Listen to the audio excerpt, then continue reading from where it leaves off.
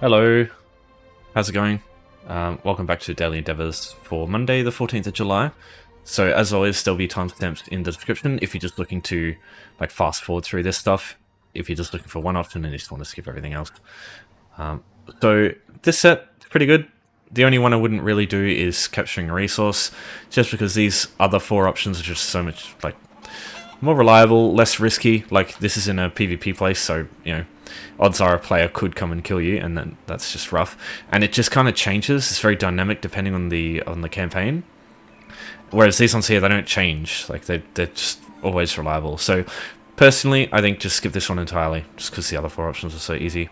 I also just want to point out for the weekly, one of the options is so bloody easy. All you have to do is press escape, or if you've got a controller, it's a bit different, but I'll show that in a sec. Let's go announcements. Right here, every day, or like when you log in, you just click this, and then it'll get one of the daily rewards. You just have to do that 4 days in a row, or any of the 7 days, and yeah, you would get this one done. Super easy. On controller, it's just you press the start button. Whoops, I accidentally jumped there. You go down to announcements. I mean, you go to announcements, I suppose. And if you press down on the D-pad and then just go across, you can do the same thing and just press the A or X button. And same thing there. Alright, emotes. Very easy, this one. On keyboard, just use the slash key and then type NO. That's it. Very easy. If you're on console, just press start, go to social, down here, text chat. Oh, sorry, not text chat, emotes. And then any of these options here, doesn't matter what you do, you just go and just select it there and it'll do the emote. Same thing. I will just show you a little prerequisite that you want to get before you're able to do this. If you don't have a workshop furnishing, you can't do it. The house itself is easy to get, it's free, completely. I'll show you how to get that first. So, over here, if you don't have a house yet, there'll be a quest giver over here. Her name is Philan Demarie. She looks like this, and she'll have this little quest icon above her head. She'll literally be right where I'm standing. So just talk to her. She'll give you a quest, but all you have to do to complete the quest is talk to her, and then you'll get a bit of gold, and you'll get a free house. So from there, once that's done, just go across the way, over here to Rozika. Rozika here sells workshop furnishings for 100 gold. The firewood fireplace, firewood stack, and the rough stool, these are all workshop furnishings. You just need one, and you're good to go. Now, if you don't have enough gold from that, if you're like really, really poor, I'll show you a little trick I just learnt. If you go to Imperial City, look for White Gold Tower, just travel here. Doesn't matter what character, you're not fighting anything, you're just running through for like 5 seconds.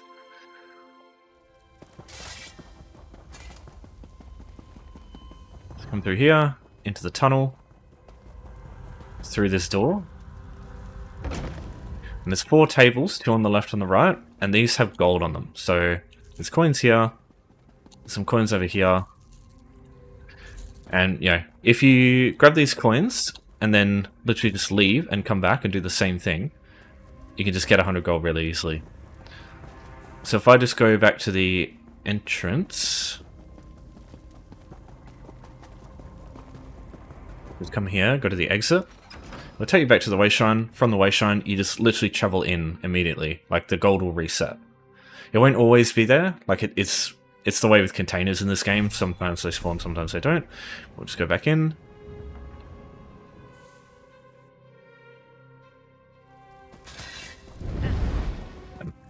So you just do that a few times, you'll get 100 gold, and that'll be enough to get your workshop finishing. And when you're ready, just travel out, go to the wayshrine, and get ready for whatever endeavor comes next. But the reason I do this is because, I do the workshop finishing last, because any furnishing one, outside of Cyrodiil, you can just travel into your house wherever. Like, it's like a wayshrine that doesn't cost any gold. So you might as well do the other option first, and then as soon as that option's done, instead of going all the way back to a wayshrine, fucking around, you can just travel immediately to your home afterwards. It's just convenience sake, it's just very nice.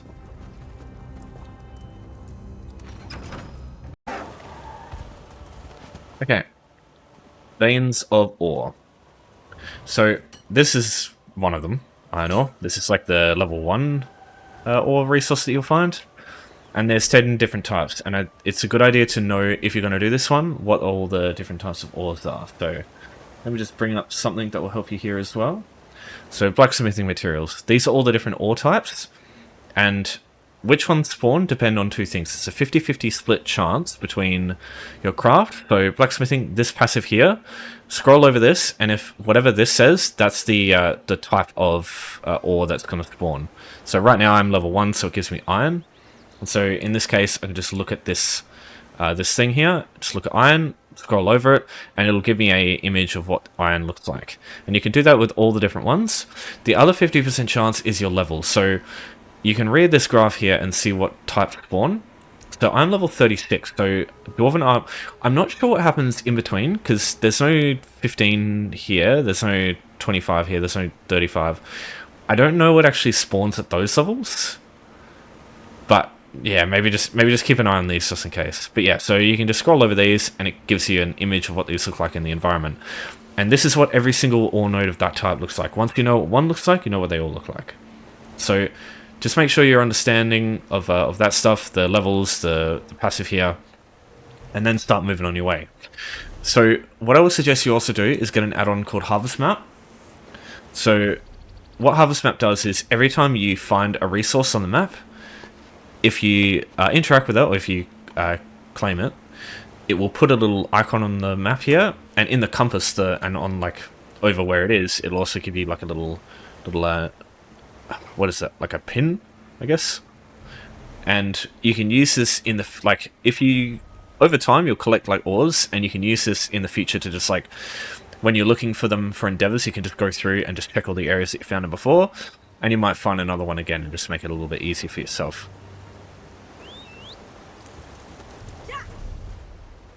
So I was going to say, so the other one that spawns for me is Dwarven ore, because I'm level 36. So I'll either get iron ore because my wood, blacksmithing level is 1, or the passive is 1 out of 10, and I'll get Dwarven ore because I'm level 36. So those are the two I'd have to look out for. There's another iron ore, and it's one I haven't found yet, so I'll just get this and save the location. There it is. And yeah, if you run lower graphics, the view distance of like the shrubs will be like, you can see the nodes long before you like the shrubs sort of cover it. It's especially true with the like the rubidite stuff, like all the red stuff that you get from high level equipment, because those just stick out like a sore thumb. Like there's no colors that really blend. Like there's no area where red is just going to blend in that well, and the only place it would really blend well with is Deadlands, and it doesn't. Even then, like, it's still pretty visible. Another one there. So you get the picture. So just keep looking around. You'll find your ores, and yeah. So the other thing I should mention is surveys. So crafting surveys, you look out on like a. They spawn in like a certain spot on the map of the zone that the survey is like designed on, I suppose, and it'll give you 6 nodes. So a single survey is enough to complete one of these here. So if you've got tons of surveys on around, you can use one of these to do this very quickly. But my only belief is, one, that you should have a couple of surveys on demand, because sometimes survey endeavors come up and they can require 2. So if you don't have any surveys for those on the day, like you can kind of get screwed over, because when you do writs, there's only like a 10% chance you'll get a survey on a day. So just have a couple on standby just in case. But if you got tons of them and you got like lots of blacksmithing surveys, just fucking go nuts on those. That's fine. Yeah, just keep that in mind. Also, the what was the other thing I was going to say? Oh yeah. Okay, so this champion point here, Plentiful Harvest. I only like doing lots of surveys if I have this passive, because it basically, if you do lots of surveys at once, it'll pretty much increase the amount that you get from all those surveys by 50%. So either you can use that for yourself to do more writs and waste less time, or you can sell it for gold, because yeah, raw materials sell for a fair bit. So it's just a lot of value in this champion point, and I don't try to do this unless I have that passive particularly. But it does take a lot of champion points, so you know, I understand if you want to use some. Oh, that's jury one. Oh yeah, yeah, right. So one last thing I should point out. I'm just gonna cloak because I don't want to fight these guys. Fucking hate them. So copper seams. So this is a jury node. And jury nodes, unfortunately, don't work for the ore nodes, but they all share the same spawns as blacksmithing nodes. So there is a chance that when you go through, you'll find a ton of jury ones, and they won't count. Just keep that in mind. If they don't match any of the looks in the blacksmithing ores USP page that I showed you, then just, I mean, grab them up, I think, because they, jury seem like jury dust is still worth a lot, but yeah, just understand it won't progress the endeavor at all. Even though with I'm pretty sure with jury seams you still get a bit of ores every now and then. There's another one. There's another jury seam. This is pewter. So these don't count, unfortunately. But you can get a little bit of ores from them, I'm pretty sure. Oh yeah, so there's a dwarven ore one. So yeah, doesn't take very long usually. So if you are going to do this, I would advise trying to do this in Craglorn if you can. Just on the basis that in Craglorn, the blacksmithing ores, they can actually give you... they have a very rare chance of spawning with Nocroc too. Nocroc is great. It's a very powerful passive... trait item. And the trait items also sell for a lot again. So, yeah. And this is the only place that you can get Nocroc. So, it looks like this. To get Fortified, which is an armor trait, and then Potent, which is a weapon trait. The Potent especially is really, really good. The Blood Cocaine. This stuff sells for a lot. So if you find one of these, count your lucky stars, use it for yourself for a powerful weapon, or for researching, or sell that shit. They sell well. Definitely not as much as they used to, but yeah, they're still a good commodity to have. Okay, so now I'll start talking about Flesh Atronachs. It's the last option, and still a pretty good one. But unfortunately, with Flesh Atronachs, there's only 3 places I suggest doing this. One is Dolmens. Any Dolmen can work. The only issue I have with this, though, is they are there are so many different types of enemies that can spawn, and Flesh Atronachs is just like one of that big pool. And the odds of you getting that one, like the Flesh Atronachs, the Flesh Colossus 2 work too, I believe. But those is like... You might get fuck all for hours, and then finally get some Flesh Atronachs. So, in that case, you might as well do a fucking resource at that point. But, yeah. So, I don't normally do Dolmens. But if you're gonna do some to, like, level up or something, or do the, there's no... I guess if you're gonna do maybe, daily quests for, Gone Pursuit maybe, or something like that, maybe you could do that. But... yeah, I usually avoid that one. The other options are... The best one, I think, is Abermath. Because you can find a ton of these things all over the place in Abermath. You can find them here, you can find them here, I believe, and you can also find them in this whole area here. There's probably like 20, I would say. Maybe more, 25, 30-ish. The only issue is they aren't instanced. This is an overland area, so other players are just going to come through here. They all got the same idea, they're all going to fucking kill them. And usually players don't like to just like think about, oh, there's another player coming, maybe I should slow down. Some do, but most don't. So yeah, you might have trouble like finding them at first, just because the player's killing them, they have to respawn, and you have to wait. But yeah, this is the only like really reliable place. The only other location I would really suggest is Maelstrom Arena. It's a very specific instance. There's like one on the first stage, not really worth bothering with. But stage 6, the Spiral Scheme, I think if you can get a character, assuming you've got Orsinium, I assume most people do though, what you do is you accept the quest, because that saves your progress, you get a character that you don't normally play all the way to stage 6, and you just leave it there. So every time the Flesh Atronachs one comes up, you can go to the stage, and there's a bunch of Flesh Atronachs that spawn in the stage, and... I don't even know if there's 5 on that stage, but what you can do is just you can kill them, you can get to, I mean, they all spawn at the end of stage. I'm pretty sure there's 5. And even then, what you can do is, as long as you don't defeat the final boss, where you don't really get Flesh Atronachs anyway, as long as you don't defeat her, you'll stay, you can leave the place and come back, and Spiral Scheme will reset. You just have to wait a little while, I think. But yeah, you can come back. Like, it saves your progress, and it saves you on the stage that you're on, not the round. So it'll reset to the first round of Spiral Scheme. So it's really, really good there. It's slower than Abermath for sure, but it's instant. So no matter how many people are in Abermath fucking kicking the shit, this is instant. So it's only you and those flesh Atronachs that you, like, they're specifically yours. Like, nobody else is going to be able to take them from you, because this is a solo arena. Alright, but in that case, if you don't have access to Abermath, let me show you. So one way is to use home tours. So there is a house somewhere over here. Hold on. But Doomchar Plateau. So this one here, you travel there, and it's located in Malaval Tor. So if you go out the front door, you rock up somewhere over here. And from here, you just go a little bit east, and you've got the wayshrine here, you get the wayshrine over here, and you're pretty much good to go into Abermath to get these flesh Atronachs.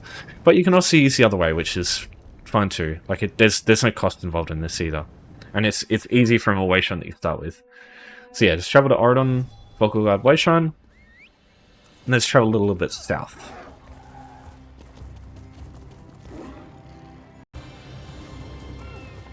Alright, so we are looking for this person here, Cyrodiil. She just found a little bit south of the wayshrine, just in the docks over here.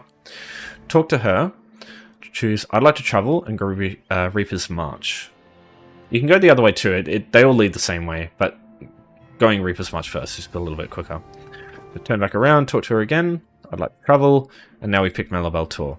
So what this will do is it'll put us right smack bang in the middle of Malaval Tor, and from here we can also just travel south, and it'll lead us straight to Abermath. You can see we're here, so just go down here, wayshrine here. Alright, Blood Tour Valley Wayshrine, we got that. So now we go, I would say just go this way first, because this area actually has some Atronachs in it. Over here. So look for the Alien architecture, and you'll find some. So here's one. Let's start a fight with them. They're not super tanky, so if you see somebody else coming through, maybe just wait. I waited too late there, but there are quite a few over here. There's one over here, and there'll be probably more up there somewhere. Just check to make sure nobody else is here, just so you don't inconvenience them. But if you can't see anyone in the distance, just kill them. That's fine. So that's 3. So you can see what I mean. Like, it's pretty quick as long as you are able to find some. I'm lucky because this is not really a busy time on EU. Normally there'd be lots of people running through here, but not as many people come over to this side. So always check this place first, I think. Because, yeah, like, people mostly go in this area here, not this side. Because there's plenty of stuff over here, too. Alright, and there's the last one. Again, just make sure there's nobody around.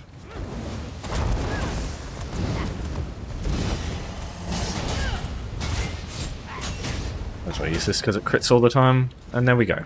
All done. Alright, so now that one's done, now we're going to just go straight to our house and do the workshop furnishings one. Alright, so once you're in your house and you got your item, at the bottom right you'll see it says housing editor, whatever that key is, just hit that. Browse at the bottom middle now and go to place. Now if you've already got a big house and you just want to check if there's any workshop furnishings, just go to retrieve first, and if there's anything it'll show up as workshop. It'll show it like this. So in this case I don't have any, so I can't use them, but in this case you can actually pick them up, put them away, and do the same thing I'm about to show you. It's very similar. So yeah, we've got a rough firewood that I've just bought here. Just put this in the corner. Now what you want to do is, instead of picking it up, because if you just pick it up and place it, like spam left click, it doesn't do anything. It has to actually go back into your inventory first.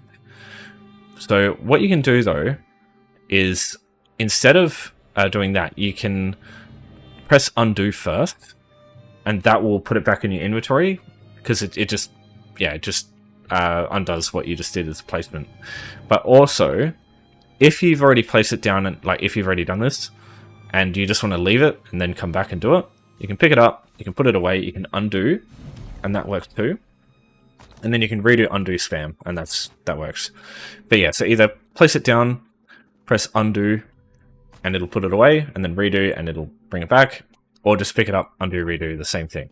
And yeah, same thing with retrieve. So if I just go retrieve here, find a workshop item, put it away, go exit, and then undo, redo, undo, and that would work too. Anything like that works.